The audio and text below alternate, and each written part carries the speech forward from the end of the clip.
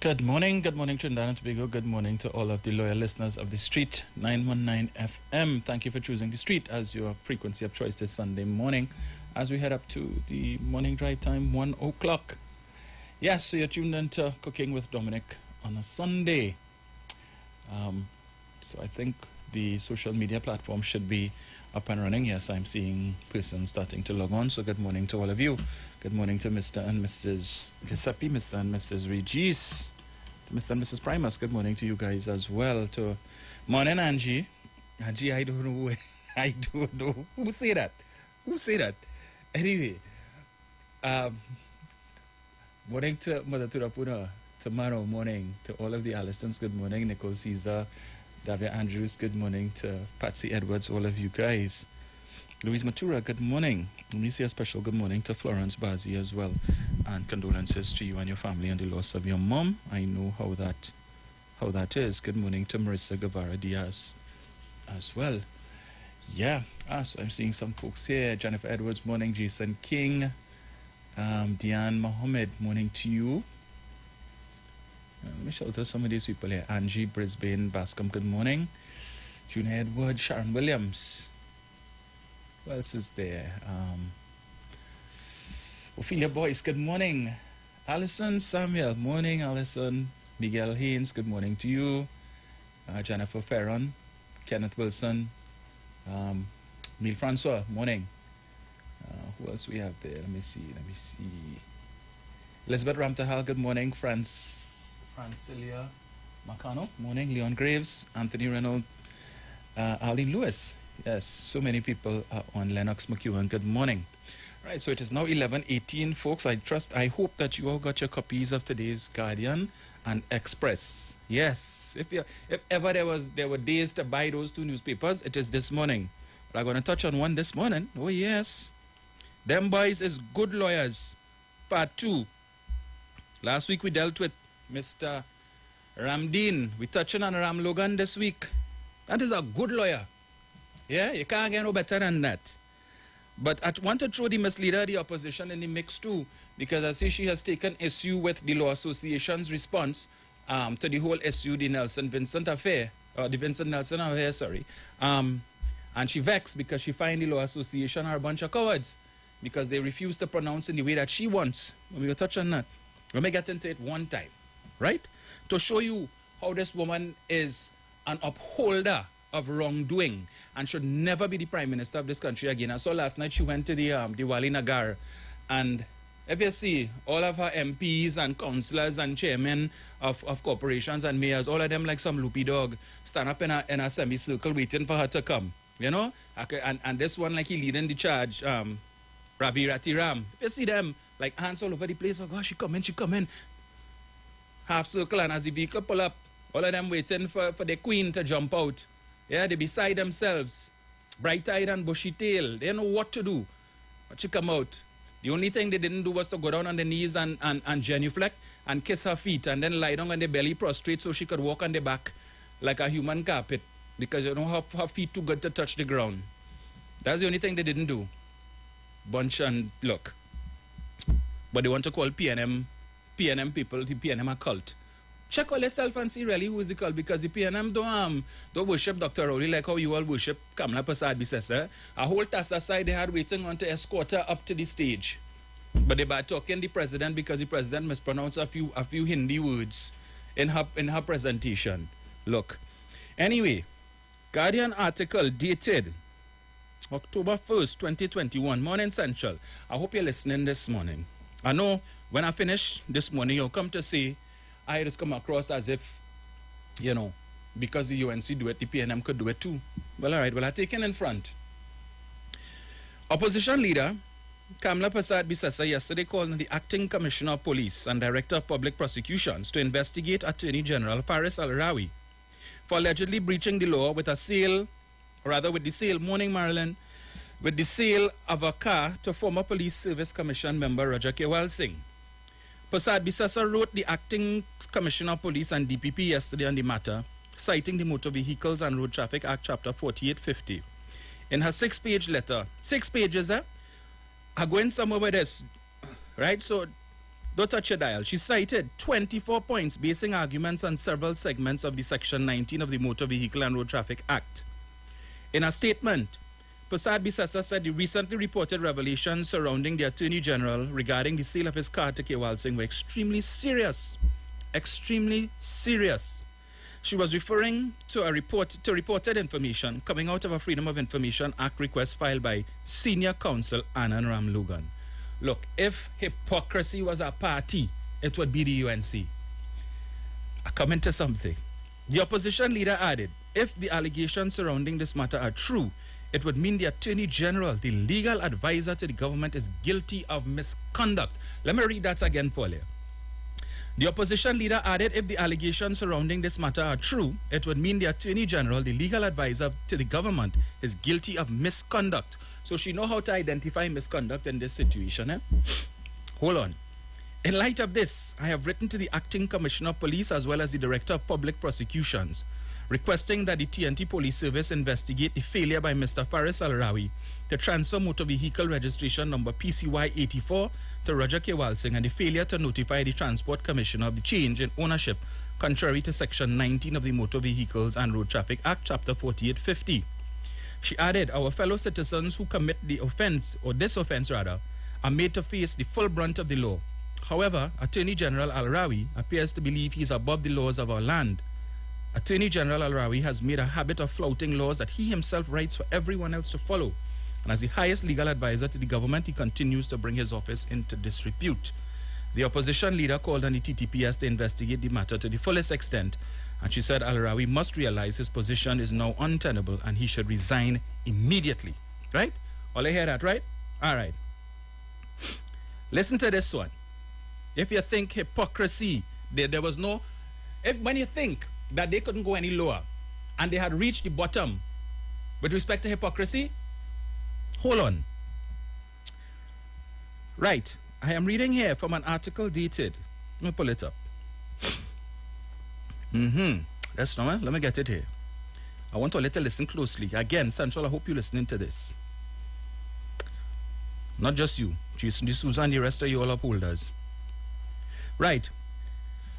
Story by Anika Gums and Denise Wren, senior multimedia investigative journalists with CCN. November 9th, 2013. Remember, we talking around Logan here today. Them boys is good lawyers. Everything that you've heard over the last few days with respect to allegations made by Vincent Nelson is all P&M concoction, is lies. These boys are like Caesar's wife, above reproach, paragons of virtue. Them don't do nothing wrong.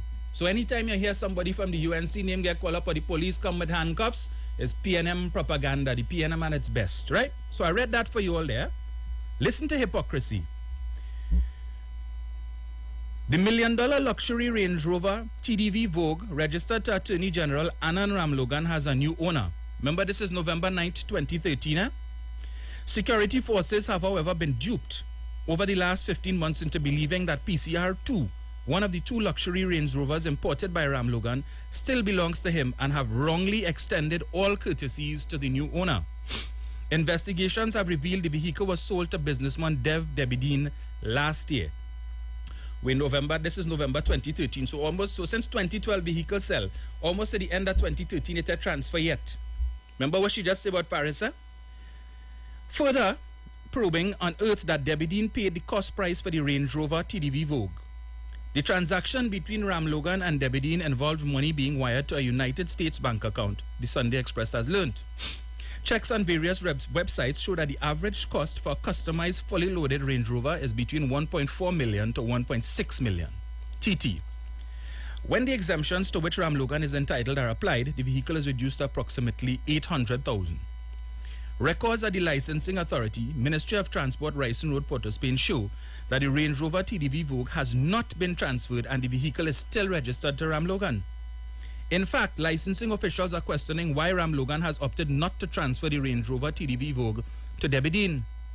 Documents also show that Ramlogan is listed as the owner of a white Range Rover autobiography registered as PCX2. Continuing, Sunday Express investigations have revealed that earlier this year, security personnel approached the black Range Rover TDV Vogue that was seen parked in the VIP area of the Piarco International Airport and requested authorization for use of the car park spot. The VIP area is designated for the President, members of Parliament, diplomats, and other state officials and dignitaries. The Sunday Express has learned that the insurance listed in the name of Ram Logan was shown to the security officers on duty, causing them to back off. Investigations have, however, revealed that at the time, Ram Logan was not the owner of the Range Rover TDV Vogue. The Sunday Express also learned that recently, police officers at the Diwali Nagar site in Chaguanas were also tricked into believing that the Range Rover TDV Vogue belonged to Ram Logan. Police officers, the Sunday Express learned, approached the Range Rover Vogue and upon looking at the license plate, allowed the driver and the vehicle access to the site without them paying the $15 parking fee. The Sunday Express can prove that the Range Rover TDV Vogue and the Range Rover Autobiography were both customized to the likeness of Debbie Dean by a relative. Both Range Rovers were imported from London, England. I want to take note of this because I'm coming somewhere with that. You see, both Range Rovers were imported from London, England. So they weren't purchased through the local dealership here. Ram Logan brought both of them directly from England, right? I continue. When the Sunday Express contacted Debbie Dean last Wednesday, asked whether he had purchased the Range Rover TDV Vogue from Ram Logan, he remained silent. Asked to confirm or deny information obtained by the Sunday Express that revealed the transaction for the Range Rover TDV Vogue was conducted abroad, and why this was done, Debbie Dean again did not respond to the question put to him. Questioned further on whether the Range Rover TDV Vogue and the Range Rover Autobiography were purchased specifically for him, Debbie Dean said, "I have no comment." The telephone call was then disconnected. Efforts were made to contact Debbie Dean on Wednesday at 6 p.m., 8:30 p.m., Thursday at 9 a.m., 10:30 a.m., 12:01 p.m., 2 p.m., 4:30 p.m., 6 p.m., 7 p.m., 10 p.m., Friday 6 a.m., 8:30 a.m., 9:45 a.m., 11 a.m., 2:30 p.m., 4:30 p.m., 6 p.m., and yesterday at 6:45 p.m., and all were unsuccessful. All messages left were not returned. Acting on a tip, the Sunday Express went to Debbie Dean's Fairways home in Maraval last Monday in an attempt to get a picture of the Range Rover TDV Vogue. However, the vehicle was not on the premises. Further investigation then led the Sunday Express to a parking lot along the Eastern Main Road opposite a business place, Daikin Air Conditioned Services in Morva, and the Range Rover TDV Vogue was parked there. Checks also revealed that Debbie Dean is employed at Daikin Air Conditioning Services. It was only last weekend that Ram Logan accused the Sunday Express of embarking on a fishing expedition when he was asked if he was the owner of the Range Rover TDV Vogue and questioned exactly on how the vehicle was granted an exemption in 2012, 2 years after it was registered. Ram Logan, along with other members of Parliament, are exempted from the motor vehicle tax and so on. However, the vehicle is not to be sold during the 2-year period, or half of the taxes are to be repaid to the state. The certified copy for the Range Rover TDV Vogue showed that the vehicle was registered on August 4th, 2010. However, the chassis number is listed as, and they have the number here. However, the engine number for the Range Rover TDV Vogue is, and they have the number, the same number listed on the certified copy for the white Range Rover Autobiography that is also listed in the name of Ram Logan. The Range Rover Autobiography was registered on January 10th, 2013.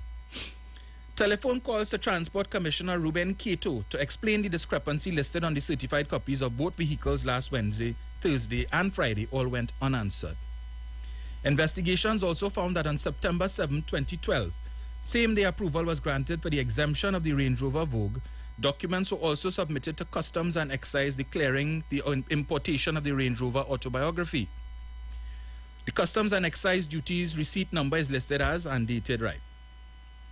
I continue. Right. Cooper, it is wrong. The transaction relating to the Range Rover TDV Vogue is not sitting well with Head of Public Service Reynold Cooper, who has said such a move could have serious consequences if the vehicle is involved in an accident. In a telephone interview with the Sunday Express, last Tuesday, Cooper said if the vehicle has strobe lights and it must be taken off. Let me read that again. If the vehicle has strobe lights, as the flashing blue lights, it must be taken off because those are given to the official. The heavy tint will also have to be removed because it is an ordinary citizen now using the vehicle. The heavy tint is only applicable to the official. He explained that if the vehicle of an official is involved in an accident, the owner is liable.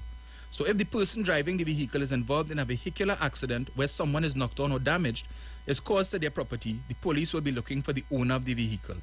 It is unusual to sell someone a car and not do a transfer because the car is still registered in the name of the owner. Why would someone sell a car and keep it on their name? Really? What is the purpose? Something is wrong if someone has purchased a vehicle from the Commissioner of Police or the Attorney General and a transfer is not done, Cooper said.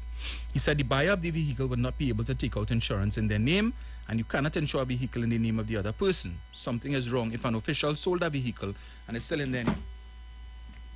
She was Prime Minister at the time. She know about the Motor Vehicle Act? No, she didn't know about it then. Senior Counsel Kamala Prasad Bisesa. But she write letter to the police to investigate Paris, and here it is that her Attorney General is accused of selling his Range Rover to her partner. And almost 2 years later, it had transfer. And it seems as if there was some sort of collusion because apparently the man to whom the vehicle was sold was availing himself of privileges to which he was not entitled. Privileges to which the previous owner was entitled. So you're going up in the airport, you leave your house in Fairways to drive up to the airport knowing full well that you're going and park in the VIP that you're not entitled to park because you are the new owner of the car, and that is an entitlement to the person you bought it from. And you already had the plan in place that if the officials, the security approach you, when you go for them to lift up the bar, you will show them the insurance certificate in the name of Ram Logan. Yeah, you will show them the insurance certificate in the name of Anand Ram Logan, and they let you inside. Go on to the Diwali Nagar, and the police look at the vehicle, the license plate number, and they know that is Anand, and allow you to come inside. But she ain't know about that. But she want Paris investigated, and she want Paris to resign. But her Attorney General, look at what he did. Look at what he did. She didn't fire him. And when I posted this to Marsha Walker, the Potong-in-Chief, I went on her Facebook page. And when she put up something about St. Paris and Kewal Singh and Car, I posted this in the comments. You know what her response to me was? Well, Anand didn't get locked up, so it must be propaganda. She has no proper explanation. And that is what they do. She can't explain it, you know. So he didn't get locked up, so it's propaganda. Well, Paris didn't get locked up neither. So it's propaganda on all part. The hypocrisy of the UNC. I see the goodly misleader of the opposition. So she take issue with, let me get it here, the Law Association. Oh, she put them on blast. Why? Because they didn't respond in the way that she wanted. Here what she puts out. The Law Association's much delayed statement on the scandal involving senior government officials and senior members of the legal fraternity issued on the 21st of October 2022 is an exercise in evasion and protection of their own interests and those of some of their colleagues.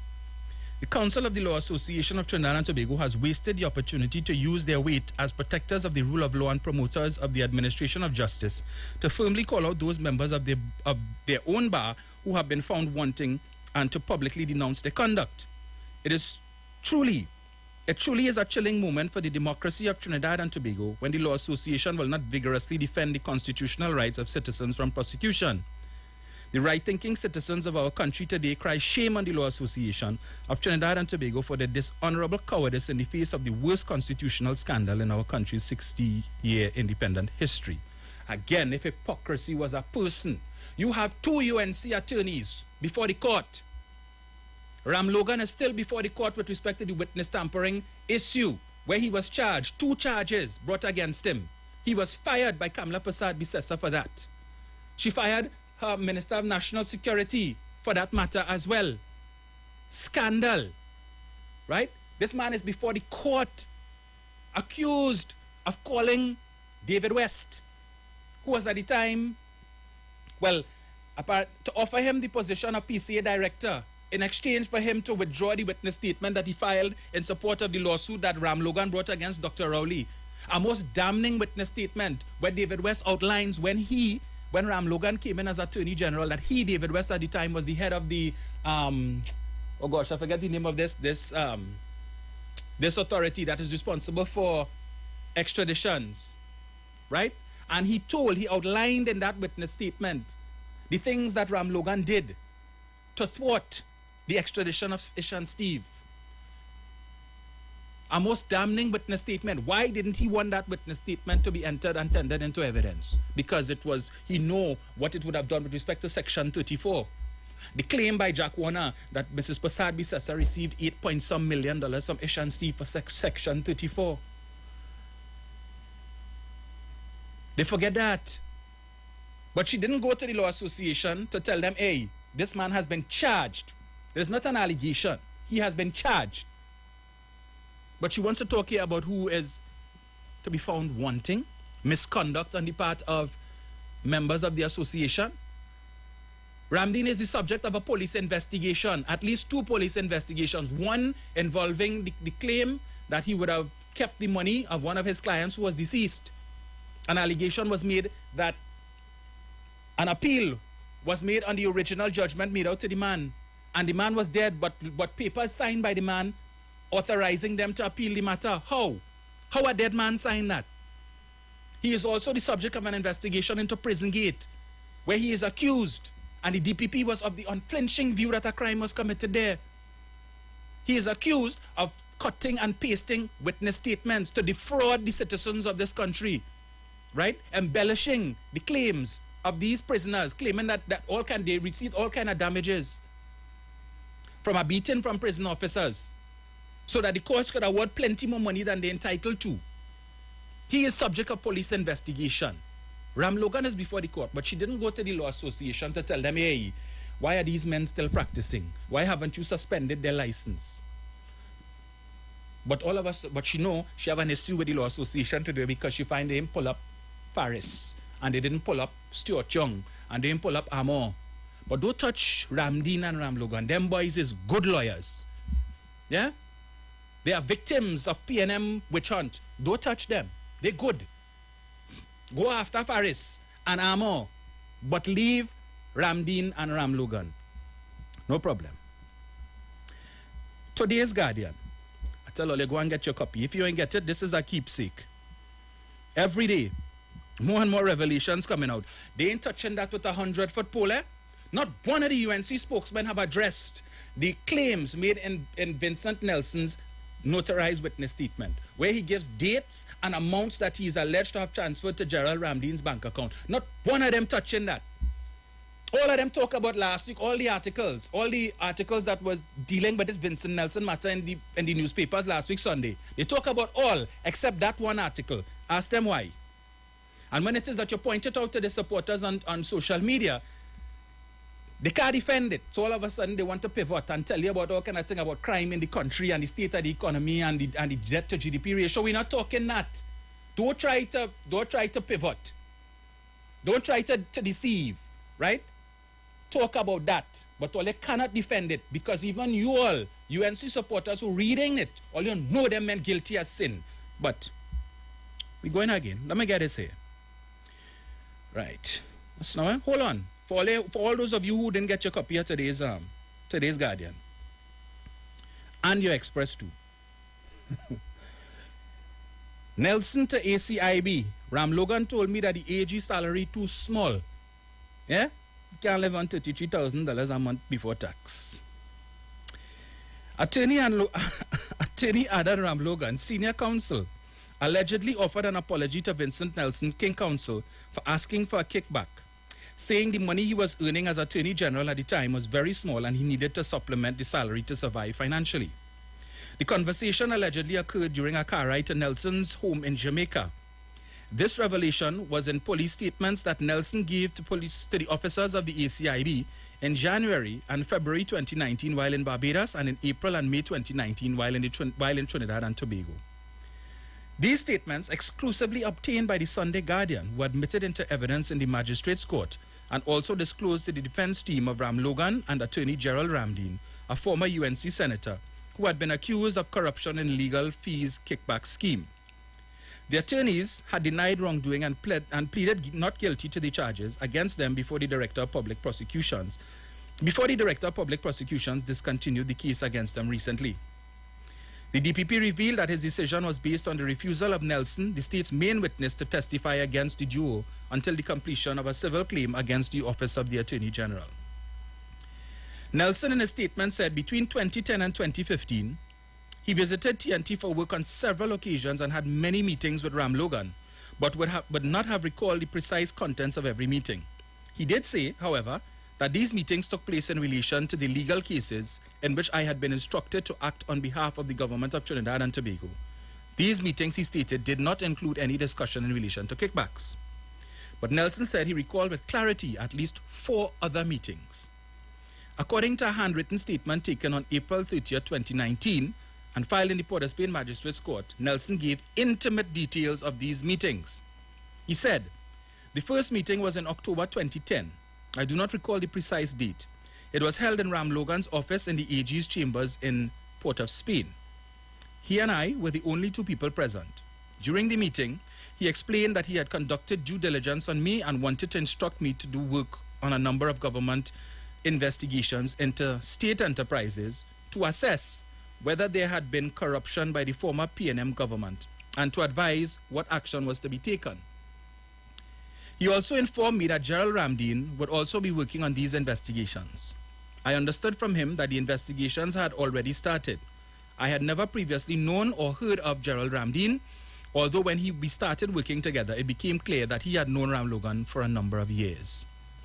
Nelson, in another statement taken on February 12, 2019 at the Hilton Hotel in Barbados, mentioned a meeting he held at Ram Logan's chambers in Cabildo building, which housed the AG's office, and his insistence on being paid a 10% fee.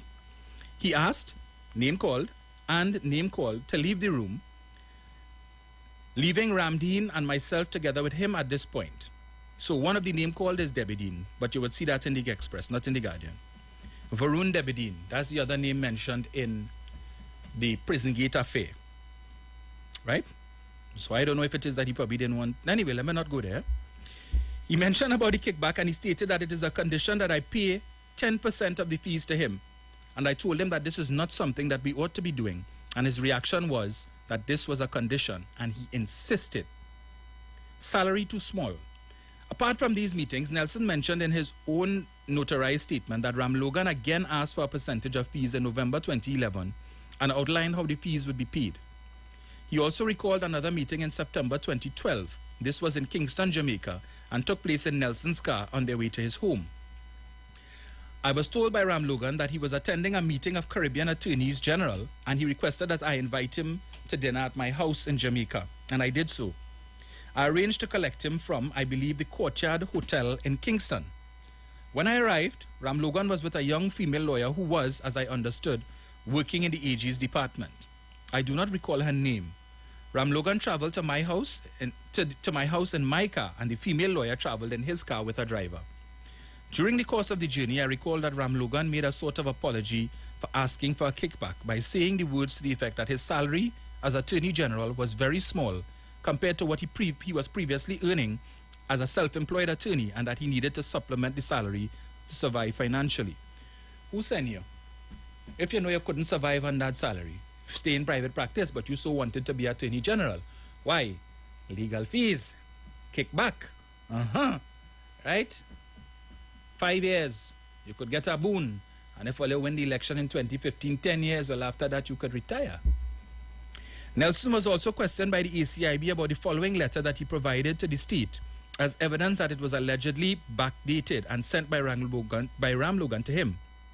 The letter read, Office of the Attorney General, Senator the Honorable Annan Ram Logan, Senior Counsel. This is dated 16 November 2010.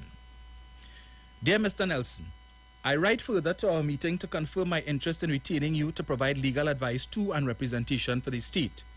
My colleagues in Jamaica and London have confirmed your credentials, and your association with the reputable local chambers of Mr. Gerald Ramdeen leaves me in no doubt that we can benefit from the wisdom of your counsel.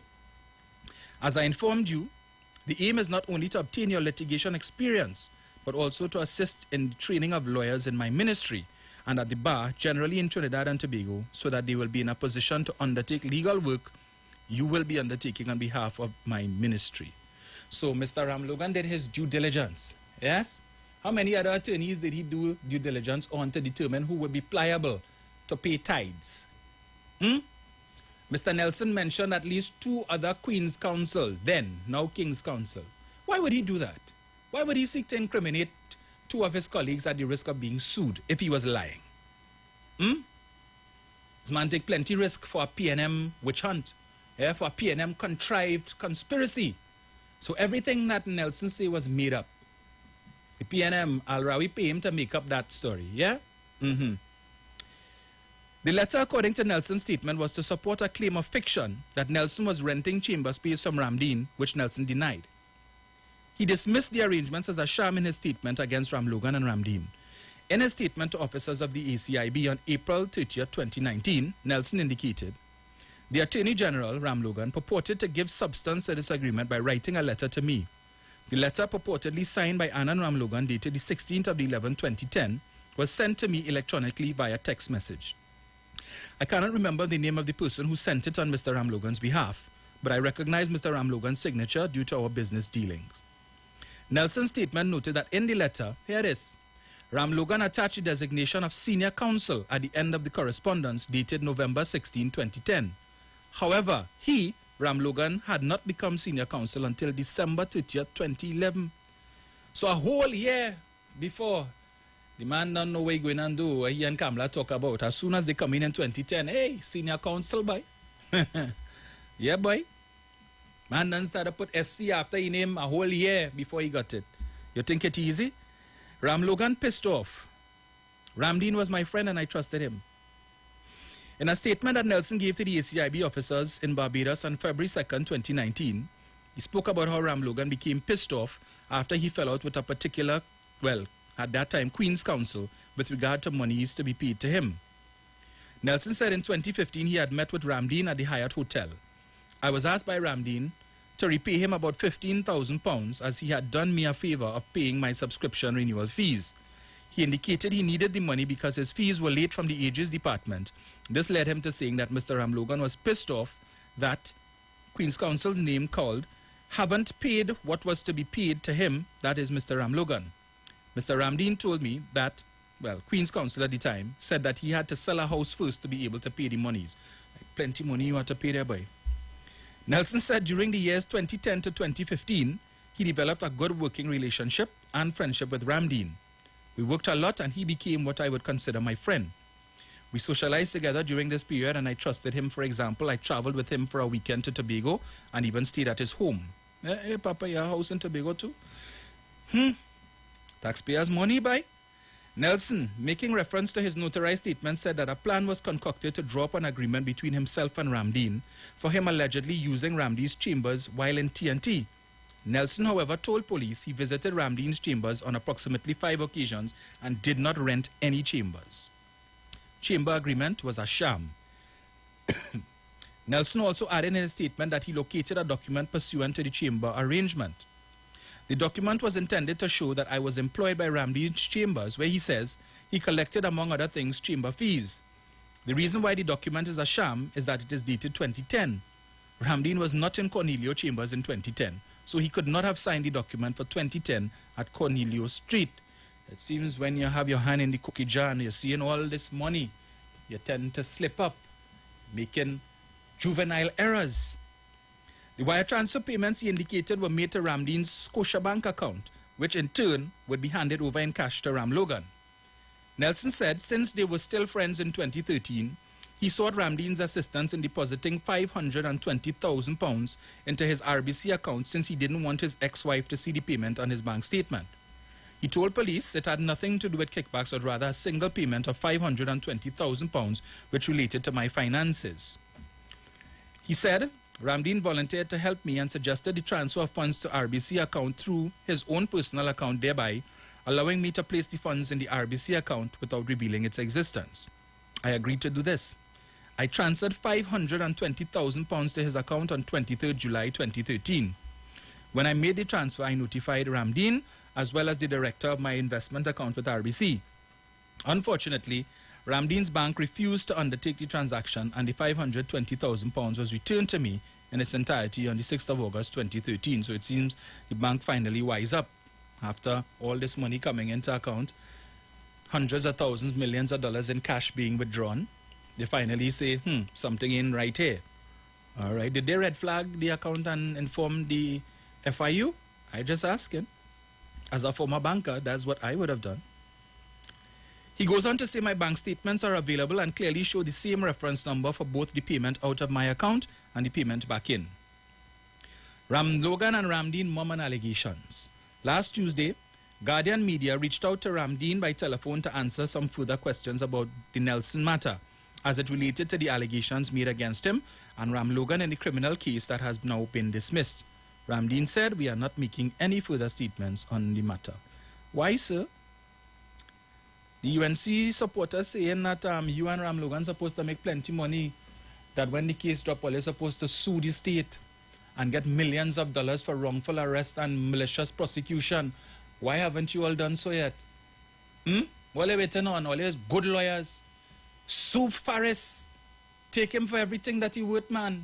You all can retire after this. Malicious prosecution and wrongful arrest. And that's what the whole UNC camp singing. That this was a PNM conspiracy to catch all here. And now that all you're off, all you're supposed to sue. So the supporters of the UNC waiting for all you to sue. To make the government look bad. What all you waiting on? Anyway. Now, I just wanted to come back quickly before the ads come up on that whole Range Rover issue. Now, we all familiar with the Range Rover story. Remember, Ram Logan purchased 2 Range Rovers and the issue of the same chassis number and all of that, right? But it was interesting. What we didn't know before was that the 2 Range Rovers wasn't purchased through the local dealership. He, Ram Logan, imported the Range Rovers directly from the UK, all right? So my question is, why would you do that? Why would you do that? I mean, if you purchase it here, you're entitled to all of your exemptions and so on. You're entitled to the exemptions if you bring it in too. But one cannot help but ask the question, could it be that those 2 Range Rovers were paid for with kickback money? Instead of sending money to Trinidad to Ramdeen account and Ramdeen having to withdraw this big set of money to give it to me, and then I will have all of this cash and nowhere to spend it without raising some sort of suspicion. Well, let me buy 2 Range Rovers in the UK now, so I will make the arrangements, and you, King's Council 1 and King's Council 2, you all will go and pay the money for me. And we will bring in the 2 Range Rovers. Yeah? I want a new Range Rover anyway, so instead of giving me cash, well, I pay for it up there, and I will arrange to have it come to Trinidad. I'm asking a question. Is that what happened? Why 2? Why I needed 2 Range Rovers? You could drive 2 at the same time? Seem you all, that the ministers and that government were obsessed with Range Rovers, because remember the other day I told you about Munilal, where he had the HDC, leasing a Range Rover for him at $24,000 a month. Yes, with flashing blue lights and so on, your taxpayers' money, $24,000 a month for him to drive, for he and his wife and the child to drive around in Range Rover.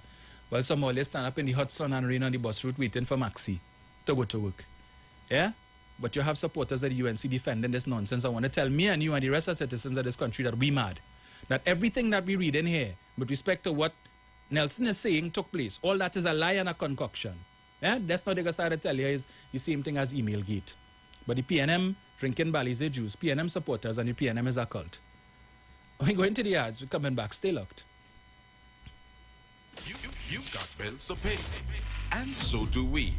Let's go pay some bills on the street 919 FM.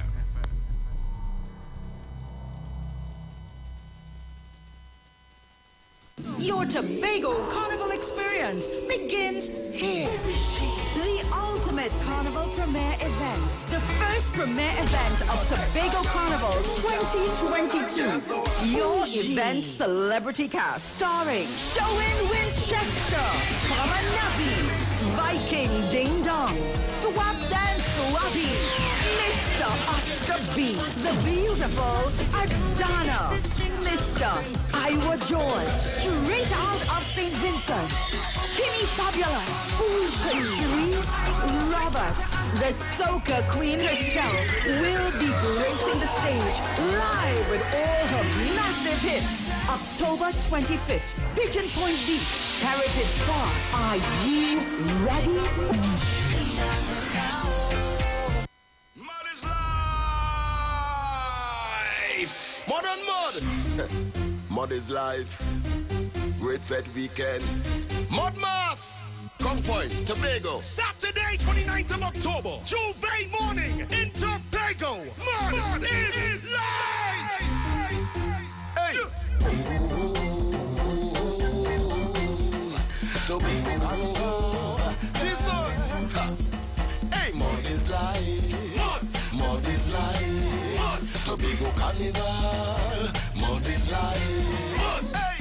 4 to 9 a.m., we take over the streets of Crown Point. Then, from 9 a.m. to 2 p.m., we head to the headquarters at Crusoe Drive for extreme mud play and fun. For more information, you can visit mudislifeexperience.com. Mud is Life, Mudmas, Tobago Carnival, Crown Point, Tobago, 4 a.m. to 2 p.m. You know it is Tobago. Get ready to celebrate Mud Mass with Mud is Life. Team Colors of We and Create a Smile Foundation presents Cheers to Life. Cheers to Life, a charitable event. October 29th, Bear Top Bar, formerly Mari's Bar, on Eastern Main Road opposite Wassa. Advance tickets cost $40 and 2 non-perishable items, or $50 by the door. Music by top DJs, live performances by Snakey, Eddie Charles, RKG, she tell me she have nobody, but she says she will love. And many more. For ticket information, call 296-4493 or 277-8740 or at the Beta Bar. This event is sponsored by K2K, Alarm and Sound, Pepe's Marketing, Street 919 FM, Everslick Auto Care, Manipul Branding, One Shot Photography, Beta Bar. Help make happiness a gift this Christmas, October 29th. Cheers to Life, the charitable event.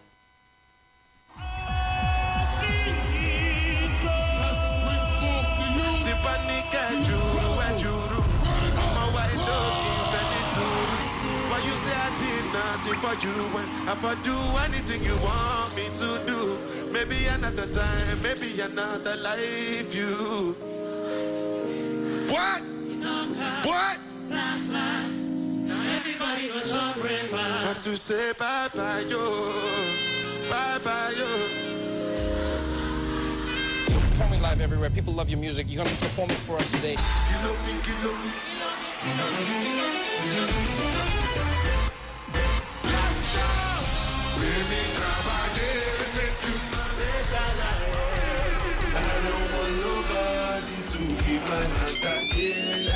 Best international act.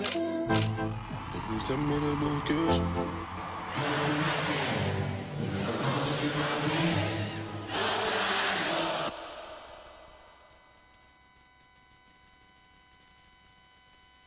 Team Colors of We and Create a Smile Foundation presents Cheers to Life. Cheers to Life, a charitable event. October 29th, Bear Top Bar, formerly Mari's Bar, on Eastern Main Road opposite Wassa. Advance tickets cost $40 and 2 non-perishable items, or $50 by the door. Music by top DJs, live performances by Snakey, Eddie Charles, RKG, she tell me she have nobody, but she says she will love. And many more. For ticket information, call 296-4493 or 277-8740 or at the Beta Bar. This event is sponsored by K2K, Alarm and Sound, Pepe's Marketing, Street 919 FM, Everslick Auto Care, Manipul Branding, One Shot Photography, Beta Bar. Help make happiness a gift this Christmas, October 29th. Cheers to Life, the charitable event. The murder toll continues to rise. The nation is in mourning tonight. 3 people have been found dead. A soldier was shot dead at a quadruple murder in Beverly Hills, Laventille. Where are we right now? We say bring back love. Bring back love. How we end up here today? Bring back peace. Bring back peace. Be your brother's keeper. We say bring back peace on the street. I want peace. I want peace. Bring back peace on the street. Bring back peace on the street. Bless the world with harmony. There's no greater time for love, no greater time for peace. Join Pastor Kelvin Heinerine and friends for The Way, the Truth, the Life Radio Ministry, a Church of God ministry, live on the street 919 FM from 6 p.m. to 7 p.m. This and every Sunday on the street 919 FM. Jesus said, I am the way, the truth, and the life. No man cometh to the Father except through me. John chapter 14, verse 6. For further information, contact 686-3845-349-5178 or 342-7303. 91.9 is counting down 91 days of Christmas. Yes, 91 days of Christmas. It's karaoke, prizes to be won, giveaways. It's the 91 days of Christmas on the street. 919 FM. I could sing a good serenade.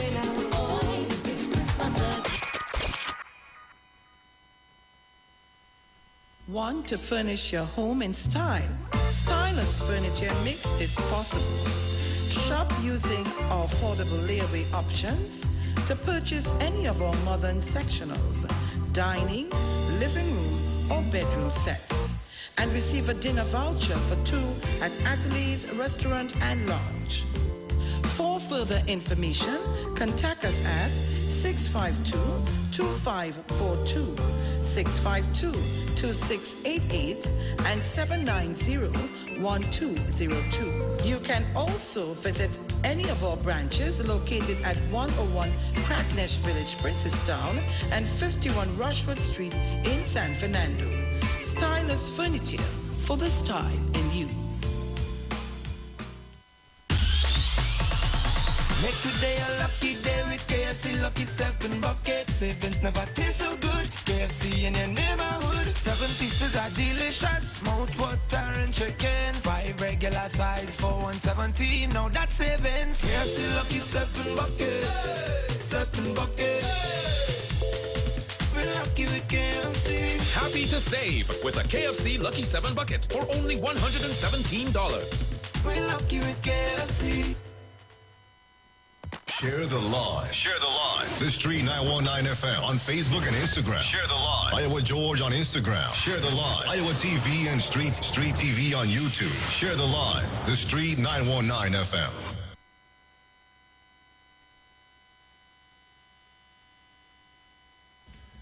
Welcome back. Thank you for staying locked to the Street 919 FM. Yeah, so them boys is good lawyers. Good lawyers. The leader chastising the Law Association for not making us the statement that she wanted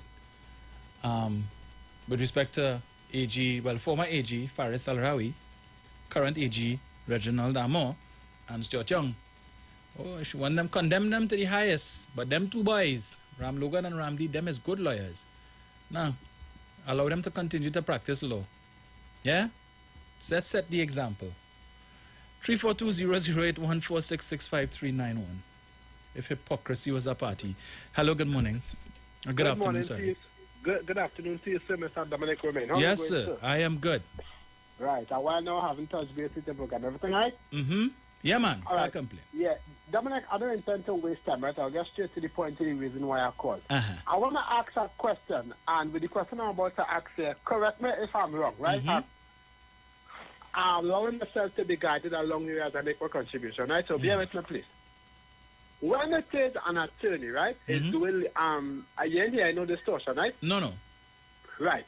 When it is an attorney is doing legal fees for the state, right, is it that the state offer a price on their own to pay them, or they could charge the state a price? How would I explain that? How does that work? No, the attorneys charge their fees. Oh, so the attorney who doing the legal fee charge their own fee? Correct. Right.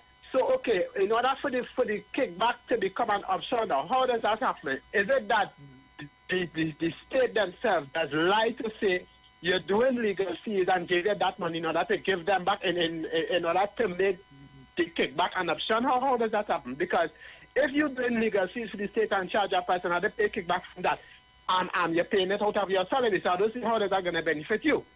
I mean, we're big men here and we have to make sense out of what we're talking about. Understand what I'm saying, Dominic, right? Uh-huh. Right. So is it that the state claiming that this attorney is doing legal fees for us, but really that is not the case? And you're paying the money for that anyway in order for that money to come back to you. Is it that's how the kickback come as an option? Uh-huh. I'm asking a question. That is how the kickback that's come as an option? Yes. So I am the Attorney General. You are an attorney. I tell you I want to retain your services to fight this case, right? Yeah. So we in and collusion. There's no case to fight. And I am telling you I want a 10% kickback. So we will agree at that point in time. So you might say, all right, so how much kickback you want? Well, looking for about $1 million. So that means you need to charge the state about $10 million. All right? Because I want 10%. And you agree, well, okay, no problem.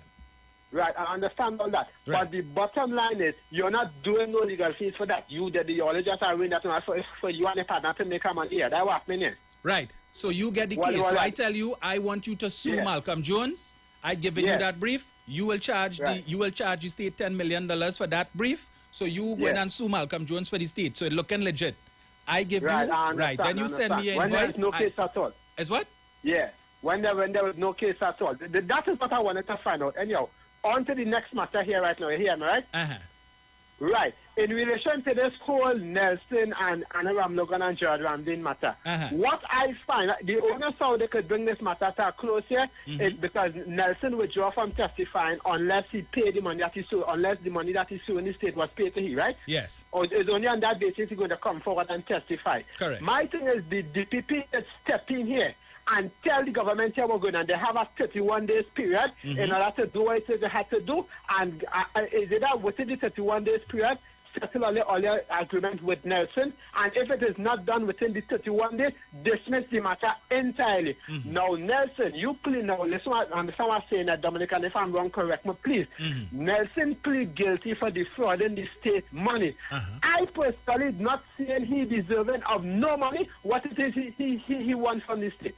Because whatever it is he defraud the state, what they're supposed to do is whatever asset he owns, is to seize that to make up the amount of money that he defraud the state. So I'm not saying he deserving of that money at all. And if it is they want to sue somebody, you see the fellas and them who it is they give the information and say that you're going to testify against the two fellas who before the court right now, sue Alwari and them, not the whole country. No, I'm going to repeat that, not suing the whole country. That is wrong. Because you can't defraud the state money, and some deal went bad with Alwari and them who you give information, and you want to turn around and sue the state. No, that I know. If you want to sue somebody, my thing is, sue the state. But as I was saying before I go, the DPP should step in here and let the government know they have it within a 31 days period maximum. And within that 31 days, however it is they make up the money to pay the man, that's not our business. But taxpayers are paying for that. That's number one, right? And if they can't settle the matter within the 31 days, the DPP will have all right to dismiss the matter entirely. But I will have one message for the UNC. Now, these fellas and them name wouldn't be clear because unless it goes through any court, whatever. But if the matter has to stop here, right? Now, them fellas and them name wasn't clear. That doesn't mean that they're innocent. I'm not saying that they're guilty either, but it don't bound to be that they're innocent, right? It's just that the matter not allowed to go through the court if it is has to stop here. What I would advise the UNC is do not consider these fellas and them again as no option to represent the state or go up in parliament to represent the country under no circumstances. On the basis that the name wasn't clear, unless they settle the business and the matter go through with the court, and either they found guilty or they ain't found guilty or whatever. That is my case. But my thing is, as I said before I go, the DPP should step in here and let the government know within a 31 days period, settle all the matter with Nelson, and otherwise, we're going to dismiss this matter entirely. That is my contribution this morning. And I'm on a good program as usual. Thank you. See, well, the DPP is not in a position to do such a thing because there's a matter before the court, and that's for the court to decide. Hello, good morning. Good afternoon. Yes, good day, Dominic. Yes, sir, good day. Well, I hear you talking about don't let them first them represent no time again with the state and them things. What about Anna Roberts? But the thing is that, Dominic, is that the man said that the former Attorney General had letterheads and all he had to do just fill in the blanks and they sent that in as a claim. Yes. But that was Prison Gate was all about. Yes. Ramdin just using one with the statement and just defrauding the state. this is what we see what happening in it was tremendous in EMBD.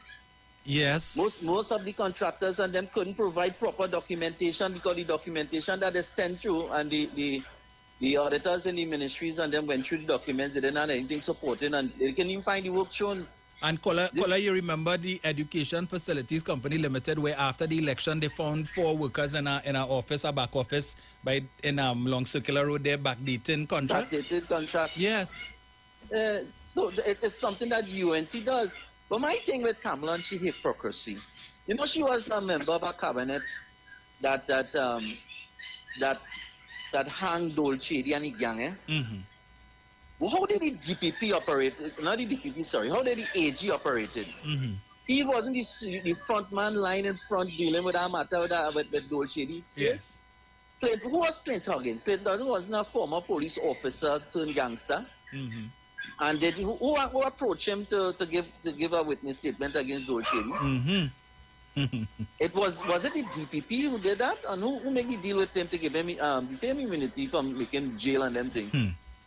Who did all these things?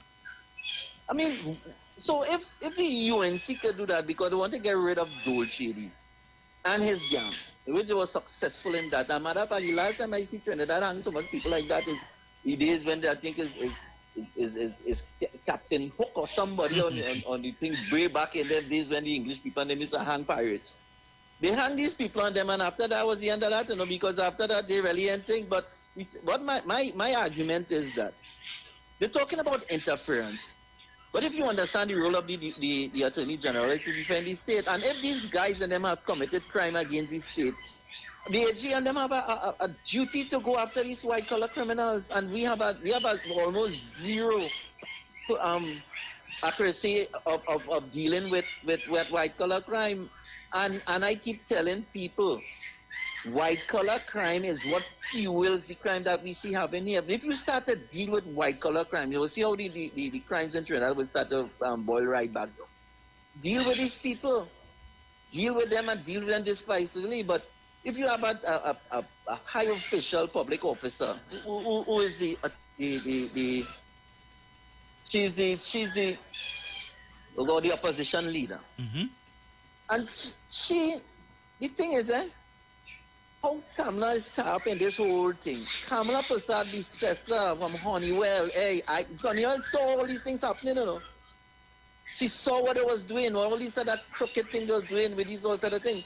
When Honeywell give you the information, because Honeywell would just go and say, hey, you know them person doing so, she would have supplied some sort of what they call evidence. So say, look here, you see here, watch these documents here. This is what happening in the Attorney General's office. And Kamala Prasad, the sister, give that back to the man to play himself, boy. And now she's today opposition leader. She's the one that the bossy man can talk about Paris and Paris did this and that. And that's like if there's some kind of crime. That is what Paris and them supposed to do. And for telling misinformation, to only hear that what Paris and them had to say and bring it to solid the case. So when that case go back to court, you already start to solid the people and them already because you all start talking things about the people without having without hearing this part of the story. And a matter of fact, what the prosecuting lawyers for the state supposed to do is have their ammunition. So when you're before the court and these guys and them is under the oath and sit down in the chair and have to answer the question, these are the things you're putting forward before them and die with the other answer. But if you bring that out now, they will always make up a defense for that. And they will always get something to bar it.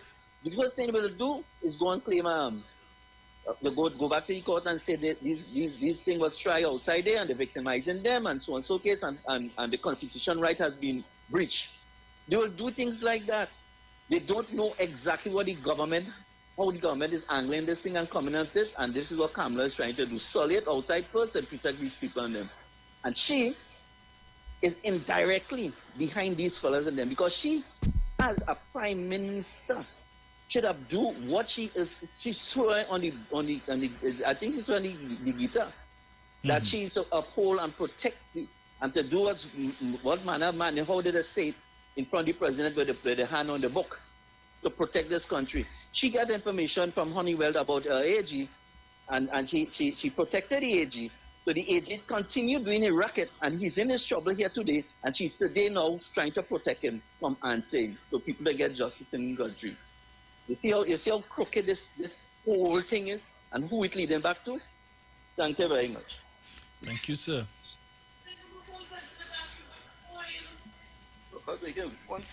Jenny. Hi, good afternoon, Dominic. Good afternoon Hey, to all who are tuning to 91.9, Mr. Chance, the whole Tobago crew, everybody.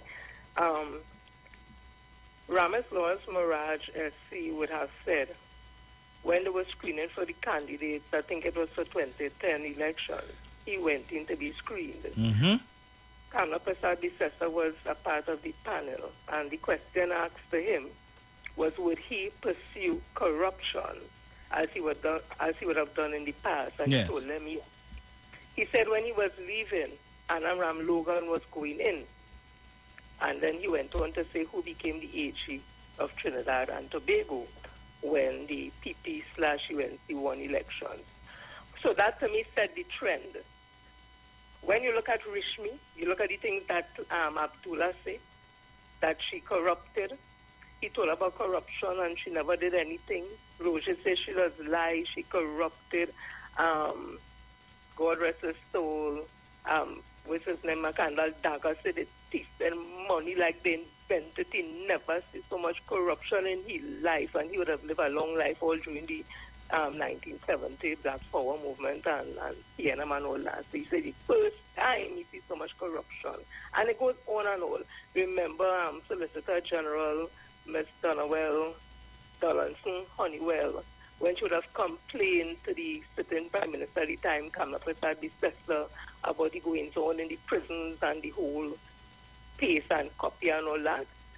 Then Kamla Prasad Bisesa sent back the letter to the same AG who was the solicitor boss, and then all drama breaking that. So I'm just building this picture to show that nothing Kamla Prasad Bisesa says, or even Anna Ram Logan or Ram Dean, or whatever, I don't believe it, based on this history that we have in front of us. And for the Law Association, what different could they do? They can't talk out now. They didn't speak out against Ram Dean when the prison gate came out. They didn't speak out in defense Miss Honeywell. They haven't spoken out in defense anything really. So now, when SC's name in it, because remember, it's Senior Counsel Douglas Menz and Senior Counsel Gilbert Peterson who advised the Attorney General at the time, Falis Harari, with this indemnity clause, and it was Douglas Menz SC who dropped the indemnity clause. They are SCs, you know. Nobody give them SC like Ram Logan get it and how Kamla get it, you know. So if they didn't talk out against Ram Dean and all of them before, what could they really say now? Especially when you're hearing it's two SC, eminent SC at that, who would have been a part of the indemnity the clause. So I have no faith in that, and Mr. Eversley will always tell us that I think Justice Christine Kangaloo would have asked, I hope that's the correct name I'm calling, what is the perception, the people's perception, the Law Association, and the perception some of us have is them as a B team for the UNC, unfortunately. So they have to live in this space and they have to try to clear up their act and do what they need to do. So I live in that data of other things happening in this country. Teron Richards, the president of Prison Association, would have made a live a while back and talking about come out the prison and Rowley better come and man the prison and this one better come and this one better do this, whatever. I saw him sit down like Mommy Nice Child next to the CPO, all in the nice yellow shirt and tie next to the CPO there. And they're talking about classifying, vacation and all that coming out of the whole negotiations. So negotiations are going on. So I don't know how they put things in industrial court and they was getting on. So everybody just sitting down humble now and patting back down and just sitting what they could have been doing in the first place before all this kind of they throw emotional intelligence out the window and had to come back now and revisit the position when that could have been avoided. So I'm happy for them. Lastly, this group, Tomac. And I know they have told us before that they are not in charge of the Carnival and Tobago and that thing. They're doing their own stuff. That the Tobago Music Arts and Culture, the acronym is TOMAC. I would have read something in the papers, and I must commend those two sisters, the Lion sisters, for that initiative, because I don't think they live in Tobago right now, and they would have, during the pandemic, would have created this organization to help Tobago's artists and the culture and all that, to help them through them time and promote them and all that. That is very noble of them. But it seems that every time they speak about Trinidad, anybody in Tobago now, not everybody, some people in Tobago now, they always laying blame on Trinidad. Because I see they're saying here that the Tobago artists do always get respect from the Trinidad counterpart. And they were formed, this movement was formed again, as I said, to revival and cultural and economic reawakening of Tobago and all that. However, they bring in Burna Boy. But most of the biggest stars in that, musical stars in that, is from Trinidad. We have Kes, we have Nyla, I think Lyrical, I think Patrice Roberts and all that. So if you're saying that the Trinidad counterparts don't respect the Tobagonian artists, and all the organization was created to promote the Tobago culture and the art and the young people and all that, how come all the big entertainers coming out of Trinidad, so all the mixed messages, all they sending, you all need to stop it. But I like the initiative, and I give you all kudos for that. I saw Watson Solomon Juke in Trinidad on Friday, and he told me he in charge, because I asked him, what's going on in Tobago? He said, Tobago good, man, it's good. He said, I'm in charge, So I don't know what that means in terms of Fali and them, but I did see him on a live saying if Fali and them in buck up and whatever. He ain't going through no 4 years, so he going to call the election, pull everything and call the election. So Fali only have been warned. And but I understand next week he has some cases. In fact, this week he has some cases in court. And it is alleged also that one of the judges would have said if he don't appear, they'll put out a bench warrant. So I guess that may have cut his trip short in Taiwan, where he was to come back, But, he has a gay glad man talk and all that. And I want to know if he practicing Buddhism now, because I see he has some big wooden thing wrong his neck and all. Listen now, Duke is a character by himself, but I will tell you one thing as I live. Pali and State and all of them, they need to understand is what Solomon Duke make them. That's how we have it in their mind. If he party, he one-man party, and he has said it as they get into office and the nice life now they want to turn. He don't take to these things nicely. I wouldn't be surprised if Tobago is back to the polls before 4 years. Dominic reach home safely, and you're my pick for social media officer, so get yourself out of the way how to do. I'm telling all your sister Jenny, vote is for Dominic Romaine for social media officer of the internal election, the PNM. I see it as gone. Thank you, Jenny. Brian. Pleasant good afternoon to you. Good afternoon to you, sir. And good afternoon to your listeners, callers, and viewers of 91.9 Street. Dominic, I want to tell you something. You see, after December 4th, by the evening of December 5th, you will have a lot of work to do. So you might as well start really after you win your election. Thank you. You're going to have a lot of work to do. As well as the PRO, with all that he has to do with rural government and local government, he too will have a lot of work to do. Dominic, when you started this morning, it was in both Guardian and Express. Well, let's talk about the Express at least. You would expect that would make 12 o'clock news on one of the other major frequencies that is associated with the Express. You know what made news 12 o'clock today? Not yesterday, no, today. Was all that was said in the morning stupidness with the UNC. Huh? Imagine that. But you know, on the TV6, when certain things are said on the morning show with a particular individual as talk show host, you know it makes 12 o'clock news. And it makes the TV6 news in the night again. You know that? But what you read out today, that ain't make no news at all, Dominic. That's what I'm trying to tell you. You have plenty work to do. You and Faris Alwari, who has not been has not does not have someone to contest alongside him for the position of public relations officer. Well, they have plenty work to do to help to educate all of us who are being fed a diet of UNC diatribe morning, noon, and night, regardless of where they are. And the real truth, for this entire week, I said I'm going to listen before I say anything. 2 names have not been mentioned, not more than 4 times for the entire week on any news station or by any person who made comments whatsoever. You know who names making 10, 15 times? Faris Alwari and Nelson Senior Counsel, King's Counsel, sorry. Yes. Imagine that. 2 men who have serious questions to answer. Nobody at all calling the name and adding it to what is going on right now with vis-a-vis the indemnity and so on. Nobody, absolutely nobody. You would swear that these 2 people are innocent and good, as you say this morning. them is good attorneys. Absolutely. Look at how long this thing going on, Dominic. As soon as the man gets in office, he starts. And he starts to set the lie that he's a senior counsel from the first day. Nobody here pick up that. Nobody here talking about that, Dominic. He wasn't even a confirmed or an appointed or an anointed senior counsel. Yet still, he's signing as that. And nobody question it. Misrepresentation. You understand?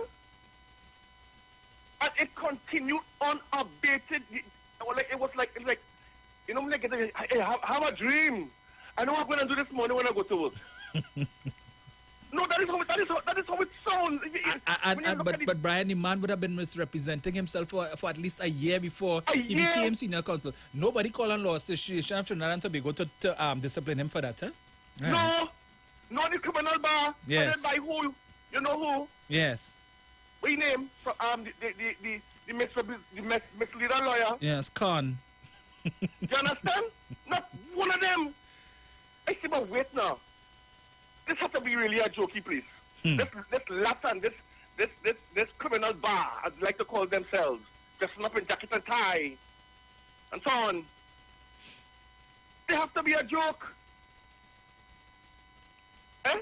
And them taking rebuke from the misleader, the opposition, like if she's the boss. You're right. How low can they go? And people buying that wholesale. I had to listen up to a pack of stupidness on the 12 o'clock news, but be demand this and be demand from Saddam Hussein, like this 2x4 30-year-old who don't even know where Tobago is. Huh? And listen to he, this 31 or 32-year-old boy, and making demands of the people's national movement who have hundreds of years of experience more than him. And you making demands. I have no respect for these ministers and their portfolios. And you making demands like you want this and you want this document and you want that. Who is you? This is where we reach, Dominic. And I tell you, I will finish as I started. You, sir, and the PRO have plenty work to do to educate the people. Otherwise, this will go unchallenged until the next election. And that cannot be. It has to be stopped. And I hope people take your advice and keep today's Guardian and Express. I don't have it in the Newsday, but they should keep it if it is there too. Thank you very much. But in the face of everything that we would have read last week in the Guardian, this week in the Guardian and the Express, you still have people talking the thief, but they do. So more and more it's now unraveling now the extent to which they thief. But you upholders who talking about the thief, but they do, right? Understand that when this administration came in and they told all of the challenges that they had for finances, if they didn't thief as much as they thief, this government would have the money to do what it is all you want them to do. And I am certain, and all you're talking about is 7 years. 7 years later, we are still now discovering the extent to the thievery that took place under these people. And they still have plenty more that we don't know about. And I'm sure 20 years from now, we will still be hearing about the theft that took place between 2010 to 2015. And I had to listen to Jayanti Lakshmidial the other night on Douglas Politics with Victor Charles, whoever the hell his name is. And she going on about this conspiracy, and she figured between 2016 to 2022, and this conspiracy with Faris and so on, and all of this, with the indemnity and lawyers and so on, was just to put money in lawyers' pocket. But she ain't touching 2010 to 2015 at all. That was a figment of our imagination, trying to rewrite history. Only talking 2016 to 2022, but no mention of what happened between 2010 to 2015. And they're telling you they are the government in waiting. Hello, good afternoon. Good afternoon to you, my dear Dominic. Hi, Carol. How are you, my dear? I am very good. Yes, I can see it on you. Full of fire and vigor. You know, there's an old saying, evil will flourish when good men and good women do nothing. And like your good self, you're fighting the good fight. And you are, and you would be the social media officer. You are the man for the job. There are no two ways about it. Now, I want to tell the gentleman who talked about white-collar crime, I always say, because remember my father telling us, white-collar crime fuels the blood crime. And another thing, too, when the young people sit back and see those with a jacket and tie, and those, according to Sparrow, those good citizens, carry out all the corrupt deals and getting away with it. But they tell themselves, if the priest could play, then we could do. So they could do all the wicked, evil acts and get away, because the big ones with the white collar jacket and tie getting away. You understand, Dominic? Mm-hmm. So, Dominic, as Brian tell you, and I know you're capable, you'll have a lot of work to do to educate the people, and we, the people out here, will be behind you to get, because for lack of knowledge, as the word said, it is written, for the lack of knowledge, people will perish. People will perish for lack of knowledge, and if they don't know the truth, they will perish. Right? And I don't know since when, for democratic purposes, since when the media is not being open up. Dominic? No, go ahead, Carol. I didn't say anything. Yes. Since when the media is not open, are they suppressing information from the public? Do they have agendas? We have to ask these questions. You are supposed, as the media, supposed to show all sides, and then people make a judgment. But you only lead it in a particular way. And as Brian tell you, certain information was left out of the news, the media, the radio. I don't know about the television yet. We'll watch to see. But from the radio, that was left out, and so on. So the suppression of information not good for democracy, right? So Dominic boy, we will fight the good fight. God is good. He's in charge. Thank you so much, my dearie. And you are the man for the job. People out there, Dominic is the man for the job. Bye-bye. Hello, good afternoon.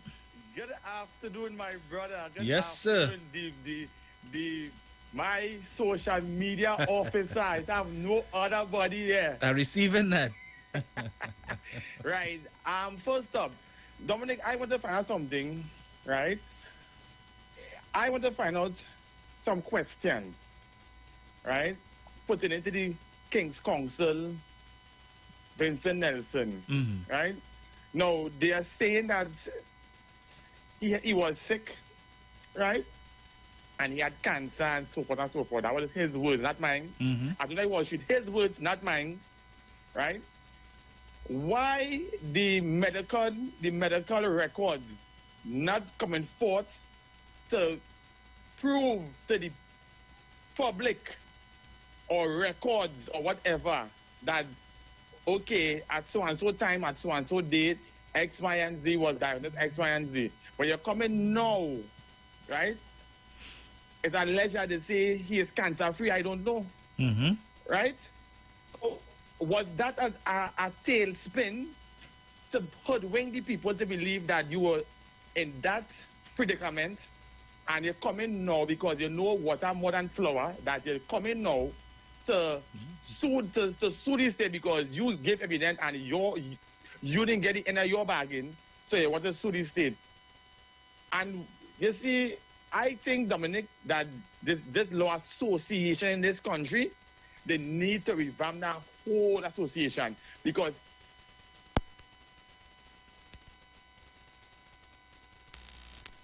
Wilson Nelson and the two Rams, but you ain't hear the two Rams at all in that whole equation.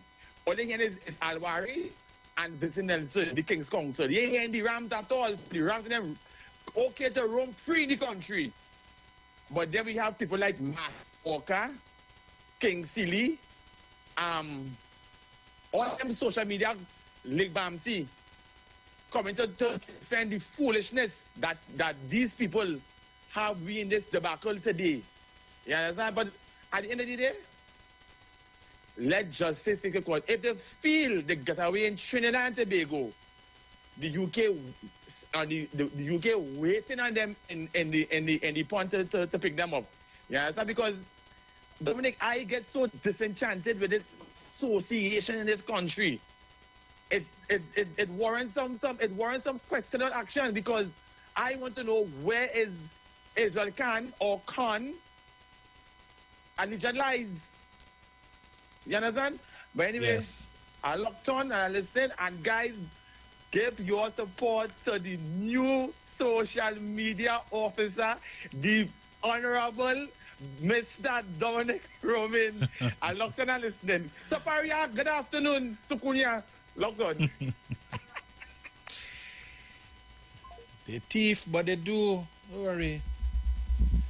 What they say? All rope have an end. Hello, good afternoon. Good afternoon, Dominic. Good afternoon, Trinidad and Tobago. Good afternoon, sir. I love your program. Thank you. Interesting. You know, I used to work for a financial company back in Trinidad, right? Mm-hmm. And whenever you hear somebody in a account get in trouble, yeah, you just want them to resign.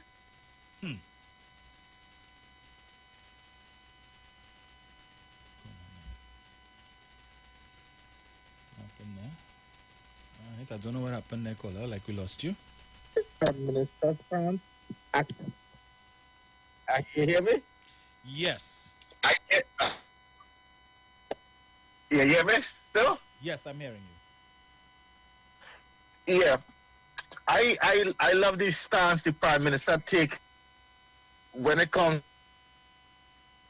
to crime, white collar crime. Yes. Because nobody does go to jail. All they do is force them to resign and they cover it up. Mm-hmm. But the small man now who commit crime, charge them quick, he go and make it in jail. It's time to set an example.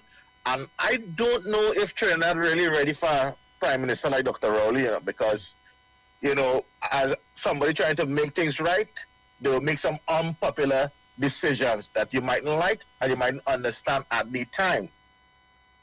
But he's a good Prime Minister, and, that's only faith and all the money that leave the country. You know how much stuff they can do with that? They only do the study. Oh, they make up this, they make up that. What about the facts? What the man was saying, is it true? Yeah. Nobody asks if it's true, But I enjoy your program. I love your program. I've always been listening. Have a nice day, brother. You too. All right. You, brother. Thanks. Yeah, and as I say, all Ramdin have to do to prove his innocence, produce your bank statements, right? Pull out your bank statement, your Scotia Bank statements, and show, well, look, Nelson say he put money in my account on this date, and this date, but look, my bank statement shows that no money of that amount came into my account. That's all. We don't need to see a balance. Take a black marker and black it out, right? Just show us the bank statements for the entire month in which Nelson claims that he sent money to your account. And if he didn't send it, the statements would show.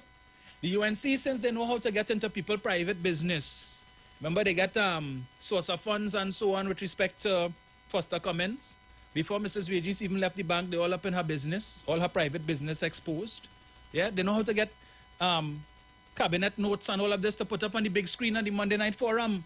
Put up Ramdeen's bank statement on the Monday Night Forum behind you and show us that no money went into his account, but you wouldn't do that. That is why they're not touching that article and Nelson's statement with 100-foot pole, because they cannot defend their wrongdoing. So only focus on Paris and focus on Amor.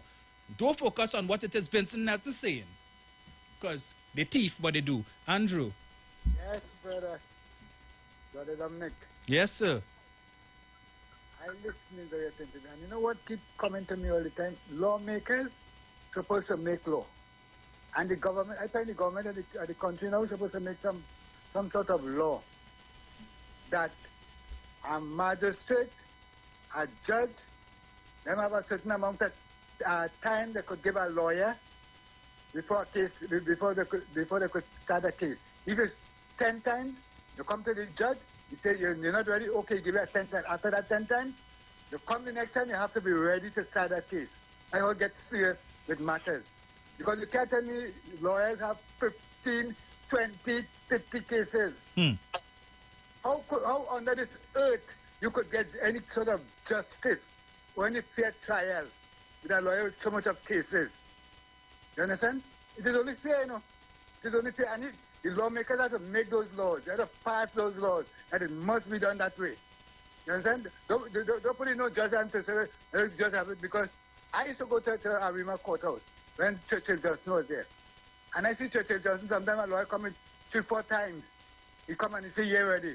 Churchill Johnson used to tell him, next time you come here, be ready to start the case. And that's how you go along with it, be ready. You can't have people pending down inside there and you taking more matters and pushing more people down inside the prison there and things. That is why Ramdi and all of them could play with justice system. That's what they play with it, you know. Because if it was serious, then for them behind bars already, you know. A fast trial, them behind bars already, because they are periods now. They are periods now, and this is the thing that gets into me. Either some of the judges want moving and putting judges or something to get this matter to keep going and put laws in place that have to follow the laws. Because it is sickening, it is hard rendering. And when people hearing all these things taking place, and nothing coming out from it as soon as possible. That is why they can't hang nobody in Trinidad, you know. Because the cases, a murder case take too long to be tried. They say if you could try a murder case within 5 years, you could hang people. And they're not doing that. Within 5 years, then you could hang them. But I can tell you that. Then, you understand? But they're playing with the game, playing with the justice system. Them inside it, so them have no trial to get. Or the poor man suffer he. I want to see something change up with it. But you're on a good topic, a very good topic. But they wouldn't answer, you know. Kamlan could never come on that because look at how much money they can answer this country for. Yes. Because other countries, they're making jail long time, you know. They're so behind bars already, you know. $500 million. Cut note and come back in. And nobody say nothing. All the things that you know kind of stupidness out there. And we going behind it. We, the people of Trinidad, suppose every time we come on the radio, we answer for our money. Yes. There's our money. There's our money. There's our money. Make it a song now. Make it a road march. We want the money. We need the money. Have a blessed day. Thank you, Andrew. Hello, good afternoon. Dominic, good afternoon to you, my dearie. Good afternoon. How are you doing, Dominic? I am good. Well, actually, I'm going to get home, so no, I'm just following up here right now. Yes. Dominic, I am asking both men, Ramdeen and Ram Logan, right? Mm-hmm. Vincent Nelson lying on both men. You know, I would like them to answer these questions. Yes. You understand me? And I also want to take the opportunity to wish my son, my firstborn, today is his birthday. Birthday greetings to him. Yes, he is 46 years today. Right. You understand me? Such a lovely child. You understand? And tomorrow he's going. My Prime Minister and Member of Parliament for Diego Martin West. Mm-hmm. Birthday also is tomorrow too. You understand me? Okay. Didn't know that. Yes. Yes, tomorrow is his birthday. Prime Minister, you understand me? So, Dominic, all I can say to you, darling, let's take on and look on at the tricks. Yes. You understand me? Right? We're looking at the tricks on them, and you have a good one, and be safe out there. You too. Thank you. Okay, bye.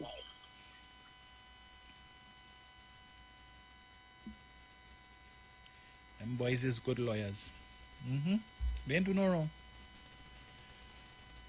She beaten up on the Law Association.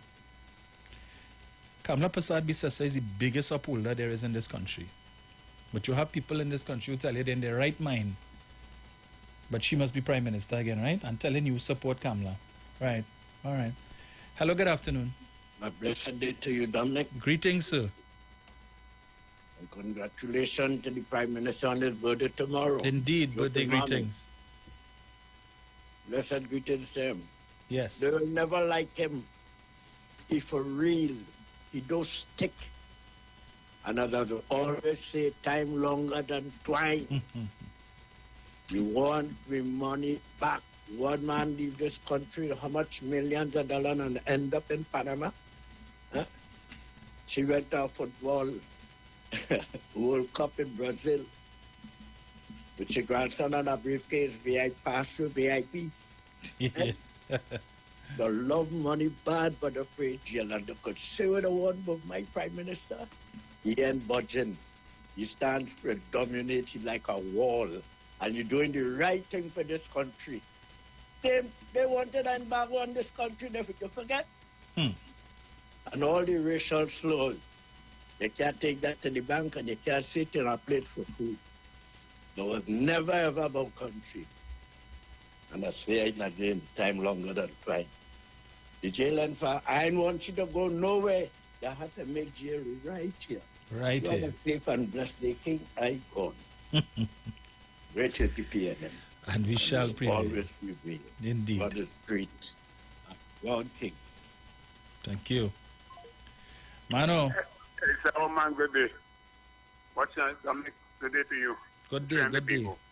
I just sit down waiting. To the day when I get past like Golden Go and throw some old fig and old orange and for them people and them. Everything these people, I wonder if the neighbor, if they don't look at the neighbor and the neighbor watch you and say, hey, all them things, all they have, they all thief it. All they get it by the way of stealing the wrong way. The Rams and them, the Cesar and the rest of them, who have all the money and who have all them things hiding all about them,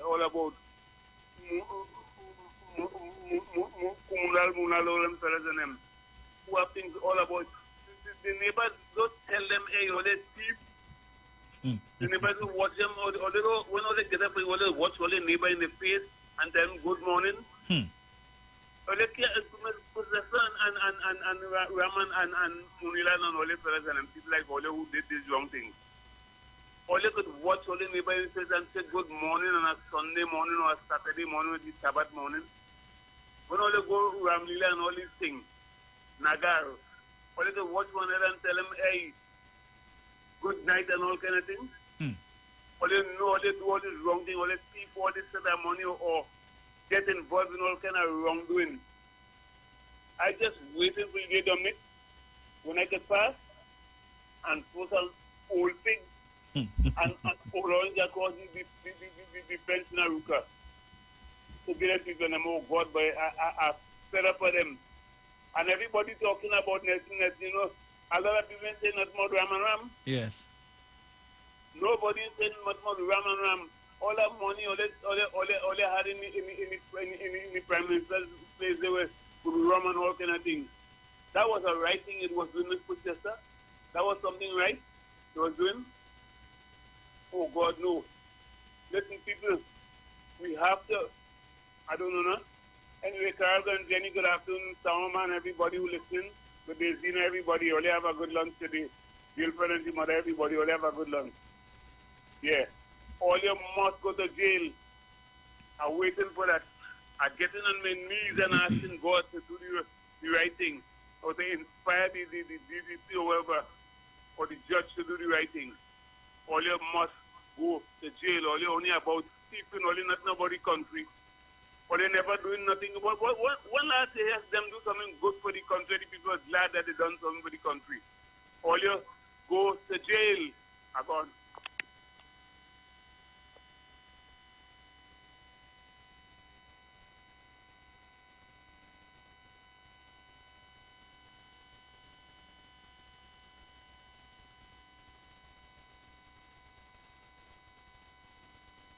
Hello?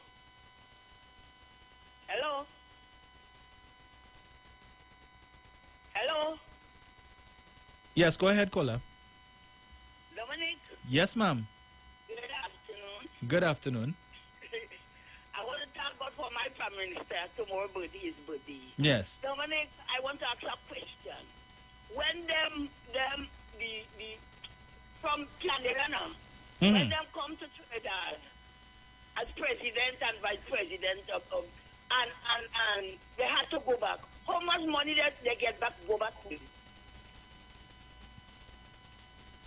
Dominic? Who are you talking about? Oh God. The people from Canada, I remember, the people from Canada. The president and the vice president came from Canada. And not the Canada didn't break the law? They didn't break the law? You mean the commissioners of police? Yeah. And they didn't break the law? Dwayne Gibbs and Iwatsky? Iwatsky? Break the law? Huh? Dwayne Gibbs and Iwatsky? Yeah. Mm. And nobody know how much they gone before the time. Yes. Nobody know how much they give them. That was a secret. I thank God for my friends. Don't let go Paris, you know. Yes. Don't let them go because them, let you know them own. One law for one and one law for other. Dominic, you keep and don't say it's too hard for you. Don't say you working hard for you to do. Yes. You work nothing so hard for you to do. You have to put a little effort and you'll get through. Correct. Have a blessed day. Bye-bye. Thank you. Yes, so we are out of time, folks, but not out of things to say. How time flies on a Sunday afternoon. So if you haven't gotten your copy of your Guardian, your Sunday Guardian, your Sunday Express, the only time I'm promoting them, go and get your copy today. If it is that you see it come up on your timeline on Facebook, save it. Yeah, this is a keepsake. Hopefully there's more to be revealed next weekend too. Anything that you see come out, outlining Nelson's statement, keep it. So when it is that you see they come on Facebook and want to tell you about the government do this and Paris that, just post it and remind them and ask them to comment on that because nobody in the UNC commenting on that, right? They're skirting around it. You think that the Sunday morning press conference, any of them touch on that? Well, tomorrow is Diwali, so they're probably not going to have a Monday night forum, right? So they ain't going to talk about that. But the next time, I saw the misleader of the opposition, I think Thursday night or so, she went and she do a puja. But, madam, you'll have to do puja every day from now until 2025, and that still will not absolve your party from your dishonesty. The dishonesty of the leadership of the UNC. That when you're called out for your dishonesty, what do? You try to deflect and double down, and you're still wrong. So that for you to chastise the Law Association, and you're not calling on the Law Association to make a statement with respect to the claims of Vincent Nelson, that the man has offered proof. You'll have to say, clear your name and come back. I ain't hear you tell them clear the name, but people telling you put back Ramdeen in the Senate. Make that mistake. You go ahead. Anyway, folks, Bruce is on vacation for the next 2 weeks, so Sharon will be on in the morning. I think I'm supposed to be on with her. So join us in the morning for Titans of Democracy. Yes, we will be on tomorrow. So enjoy the rest of your Sunday. The views expressed are not necessarily the views of the management of the Street 919 FM.